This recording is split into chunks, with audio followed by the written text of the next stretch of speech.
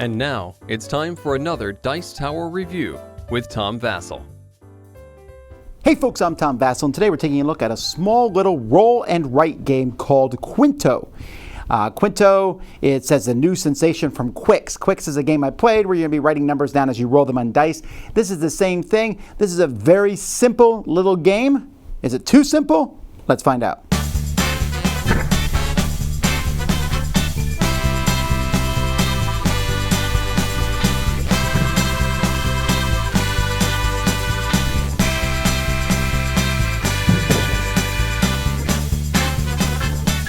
Each person is going to have their own sheet here of paper that has 3 rows, orange, yellow, and purple. You'll notice that there's circles and there are pentagons on here, and there is 3 dice matching each one.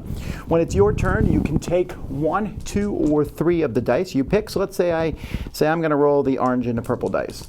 So I'm the roller. I roll these. I rolled a 5. I don't like a 5. I can re-roll again, but then I have to take the second roll. Now I got a 7. I tell everyone a 7. Now, I have to write a 7 down in the orange row or the purple row. Everyone else at the table has the opportunity to write it down in one of those rows. So it's up to you. So I might say, I'll put the 7 here in orange, like that.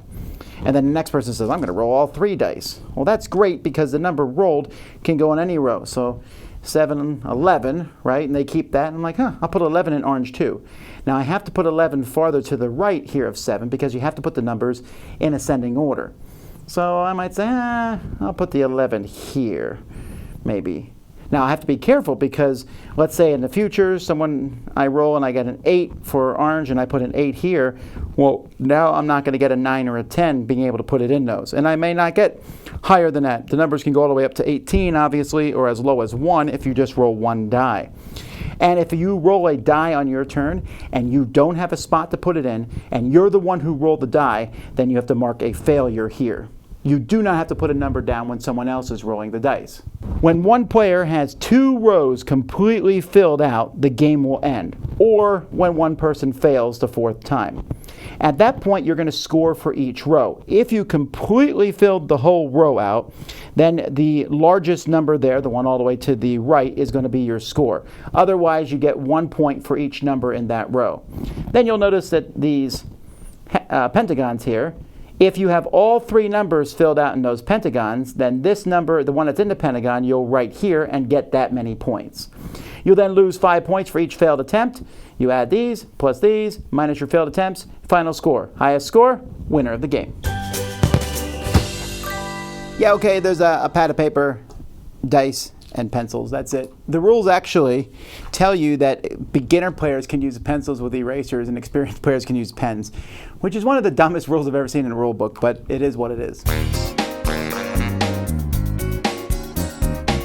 Qwinto is definitely one of the simplest roll and write games, but simple doesn't mean a bad thing. One of my favorite roll and writes is Roll Through America or Roll Through Japan, and this has a similar feel. You're just filling out some numbers. The only restrictions are you have to write them in ascending order. Also, each column can only have the same number in it once. So if I write a 7 in the orange in a column, I can't put the exact 7 in the yellow and purple. That's minor, right? Some minor restrictions, and then you just watch the dice rolling. You're just basically guesstimating. Like, obviously, if you roll a 10 purple, you're not going to put it in the first spot in purple. So you have to figure out where to put it. And then you're kind of constrained by what other people roll. You don't have to use their rolls. You can wait till your turn, but someone else will probably finish if they're using other people's rolls and your own. Game moves like this. Boom, boom, boom, boom. Write the numbers down. We're talking 10, 15 minutes. That's what it says here in the box, 15 minutes. That is definitely accurate. It's quick and simple. Maybe it would be Qwimple. That should be a better name for it. But anyway, I like it. I don't know that it's one that I would want to play all the time, but as a quick warm-up for a game session or something I could play anytime, anywhere, it works really well in that situation. So it's one that I would recommend.